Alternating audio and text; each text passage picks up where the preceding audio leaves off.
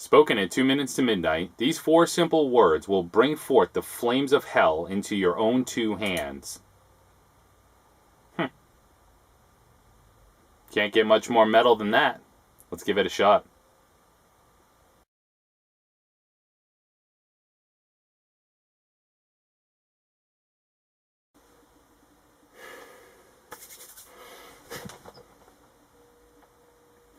Ah, the hell with it. What's going on, everyone? It's LJ, and it's time for a rock and metal update!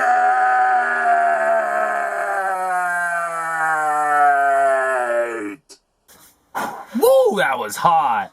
But it is indeed time for another rock and metal update. It's been another month, and here's another stack of albums that I've just been spinning like crazy throughout the month. Not necessarily all stuff I've picked up in the last 4 weeks, 30 days, however many hours, but stuff that I haven't shown, as far as I can remember, that's been getting the most spin time around here. So let's start off in 1986 with Sacred Rites Is Nothing Sacred. This is on the Medusa label, and people that collect those kind of labels like Medusa and Mausoleum, and you see that red Medusa label, and you just doom, doom, right into it. Very cool album. It reminds me a lot of like mid-80s kind of Wasp, after Wasp settled down and kind of found their groove a little bit. And there's some mild progressive elements flowing through there. Nothing too crazy or it'll make you think too much, but it's definitely in there. Really clean vocals, killer twin guitar attack, and a cover of the Beatles' Eleanor Rigby that really kind of makes you say, you know what? That's actually not too bad. I wouldn't have tried that. Well done. Now, it wouldn't be fair to talk about new wave of traditional heavy metal. You know, the bands that are trying to capture that sound, that energy from the 80s. And not talk about one of my absolute favorites, and that's Cauldron. Now, we've talked about Cauldron a whole lot. We're not going to talk about Cauldron today.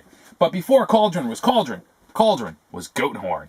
And this is one of the earliest, call it a new wave of traditional heavy metal before the term had been coined, band, Goathorn. Cauldron was Goathorn, or at least the lead singer and bass player Jason Decay was.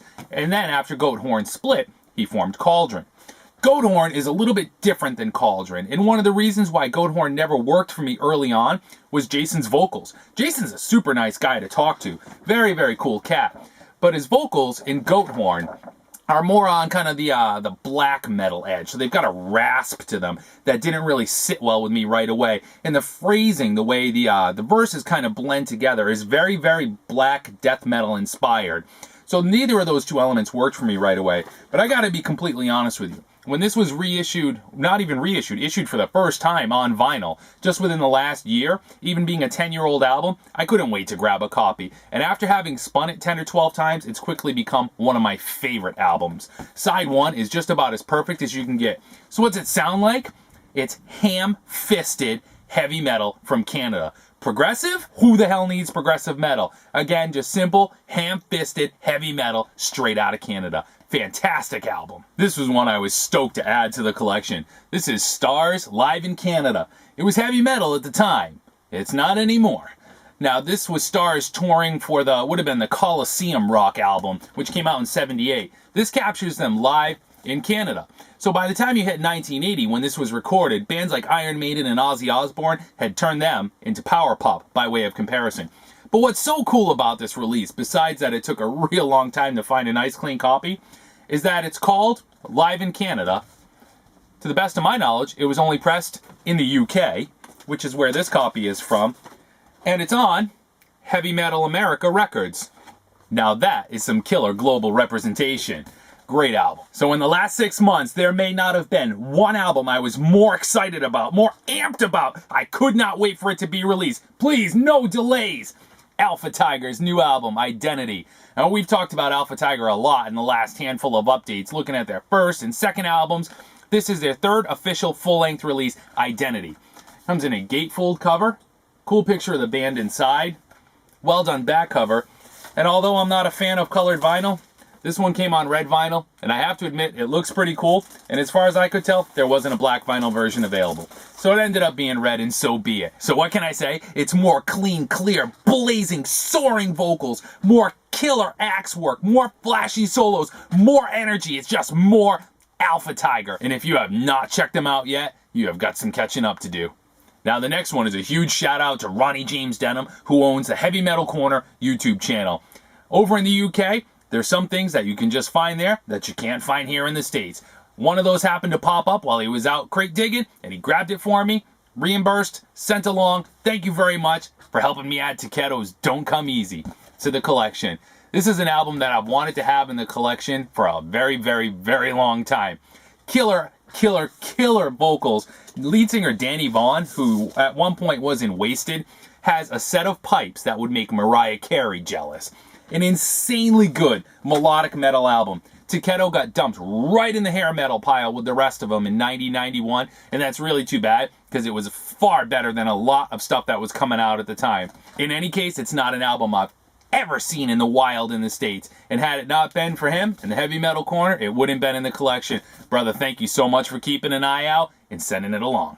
You know, every now and then a band that you trust inherently, that you grew up with, that you invested so much time in, releases something new, and you're kind of trepidatious. You know, it's been a long time, there's been some lineup changes, how does it sound? The latest release from Metal Church falls into all those categories. This is the fourth and final album that they recorded with Ronnie Monroe on vocals. He's not been my favorite vocalist. He's definitely, you know, if you've kept up with Metal Church, you know you have the David Wayne and Mike Howe periods of Metal Church from kind of the first 10 years of the band, which I totally dig. I love them both. Ronnie Monroe has never really been the home run singer in Metal Church for me. You know, he's definitely got some cool vocals. By way of comparison, he's definitely more David Wayne than Mike Howe. But this was released as a limited edition. I believe they did 500. It was printed out of Greece on Alone Records. And this is copy 270 of 500. So when I got the opportunity to grab it, I just had to add it to the collection. I hadn't really heard the whole thing yet. I can say this, after at least the initial spin, it hasn't really set with me just yet. It hasn't resonated. It's not the Metal Church I know and love. It's not a bad album, and I do hope it will sit, but at this point, I'm kind of still on the fence with it. Let me know what you think about it if you're a Metal Church fan, and if you've heard it. So let's head back to 86. Why not? Here's an album I just never owned on vinyl. It was a hole in the collection. I've had it on cassette for a long time, but it's St. Time's End. A lot of people are familiar with this album. This is Christian heavy metal. No, not Stryper. These guys would beat Stryper. Oh, wait a minute, it's Christian heavy metal. They'd pray together with Stryper that Stryper would get harder. That's Saint. Man, Priest-like vocals. Hey, Priest-like vocals on a Christian metal record. That's cool. I never thought of that. Crunching guitars. It's classic heavy metal, but there is a ton of thrash elements that kind of try to work their way in here, but it stops right before it ever gets too much or too thrashy. Either way, it's an absolutely killer album. If you're not familiar with it, you've got to check it out. This one was in gorgeous condition. It even came with the original insert.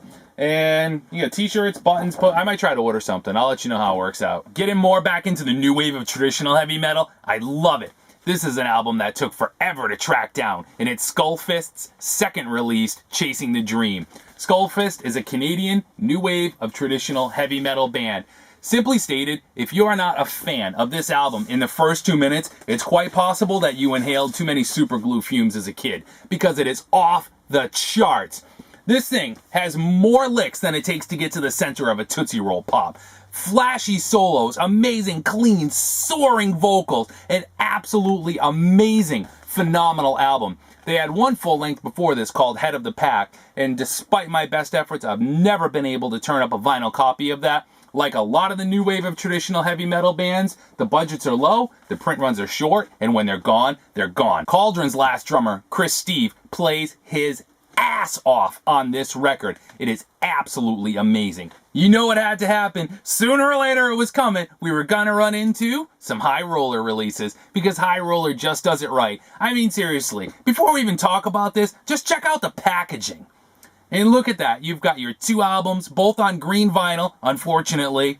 Huge full color poster, inserts, printed on hard cardstock. What a package! This is Tokyo Blade. I mean, it's Killers. I mean, it's Genghis Khan. I mean, what's the difference? Because it's all the same band. High Roller goes into the archives, and they pull out the material that they have, and they get material from fans and different sources in the band, and they put it all together into this killer compilation, collecting material that would have cost you a mint to own otherwise. So before Tokyo Blade was Tokyo Blade, they were Genghis Khan. Before they were Genghis Khan, they were Killers.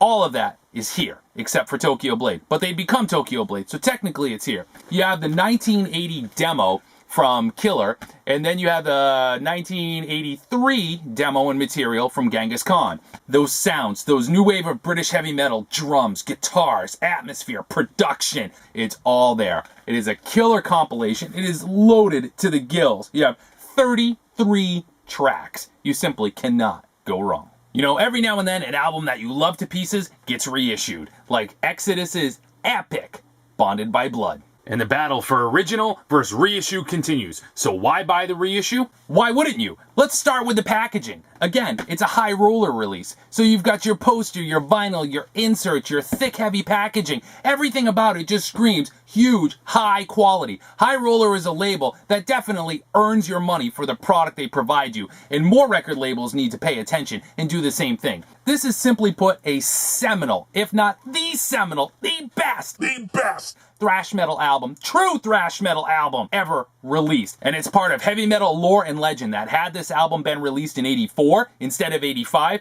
it today may be regarded as highly as something like Metallica's Kill 'Em All. Lucifer himself is a fan, and this is just so evil, so thrashy, so epic. This is elevator music in hell. 2014, new lineup, new singer, new album from Portland, Oregon's Spellcaster.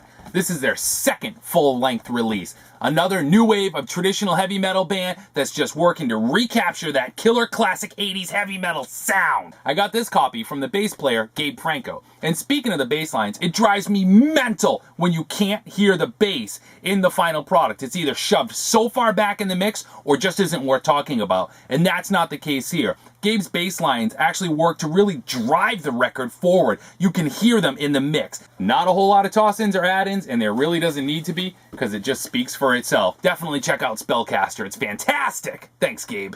Tesla, Guns N' Roses, Soul Asylum, Black Crowes, throw them all in a blender, and you've got Driving and Crying. And this is 1989's Mystery Road. This came before their much bigger breakthrough album, Fly Me Courageous. Not at all a bad album, but it's definitely one you gotta know what you're listening to. It's very, very southern, very straight out of Georgia. And so you've definitely got a southern tinge running through the whole thing. But with all those influences in there, you've actually still got a couple of numbers that are almost borderline bluegrassy. It showed up sealed. It was only a few bucks. There was no way I wasn't gonna add it to the collection. Just a killer, hard-edged, melodic piece of wax. Cool stuff. And so there's a dozen for you to chew on this month. It's just what I've been spinning. Already looking forward to the next update. Feel free to leave a comment below if you have one. What did you think about some of those? Go check out some of those bands and let me know what you thought if you've not heard of them. And always feel free to leave recommendations below. But thanks everyone for checking it out. Catch you in the next update. Later. And kids, remember, you can never be too careful when working with a new spell. Don't try this at home. Now that was silly.